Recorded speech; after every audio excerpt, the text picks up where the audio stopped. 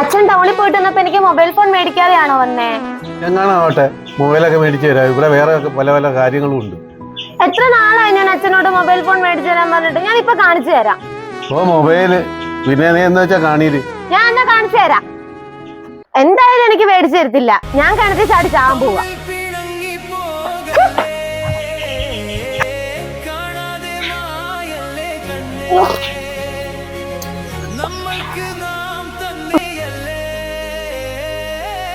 യോ സൗണ്ട് കേൾക്കുന്നു. യോ എന്റെ മോള് കിണറ്റി എടുത്ത് ചാടിയേ. യോ എന്റെ മോള് ഇതിനകത്ത് ചാടിയതൊന്നുമില്ലയോ? കല്ലെടുത്തിട്ടിരിക്കുകയാണോ? എന്റെ പൈപ്പും പൊട്ടിയല്ലോ. ഇനിയിപ്പോ എന്തോ പ്ലംബറെ ആവശ്യം വരുമല്ലോ. ചെയ്യാൻ ഇപ്പം 12,000 രൂപ വേണം ഇനിയിപ്പോ ഇത് ശരിയാക്കാൻ. ഇനി എന്തോ ചെയ്യാനാന്ന് പറഞ്ഞു. ഞാൻ മൊബൈലല്ല മേടിച്ചു കൊടുക്കാൻ പോകുന്നത്, നല്ല അടി ഞാൻ കൊടുക്കാൻ പോകുന്നു. ഇപ്പോഴത്തെ പിള്ളേരുടെ അടുത്ത് പറഞ്ഞാൽ മനസ്സിലാക്കത്തില്ല. എന്ത് ചെയ്യാനാ? എന്തിനു നഷ്ടങ്ങളാണ് വരുത്തി വെക്കുന്നത്? മോട്ടറൊക്കെ ഇനി മാറ്റി വെക്കേണ്ടി വരും. ഇപ്പോഴത്തെ പിള്ളേരുടെ വിചാരം അച്ഛൻ്റെ അമ്മയുടെ കൊട്ടക്കണക്കിന് കാശിരിക്കുകയെന്നാ. ഇത് എവിടുന്നാ ഉണ്ടാക്കുന്ന, എന്ത് കഷ്ടപ്പെട്ടാന്നുള്ള കാര്യം അവർക്ക് അറിയണ്ട. മൊത്തവും കടവാ.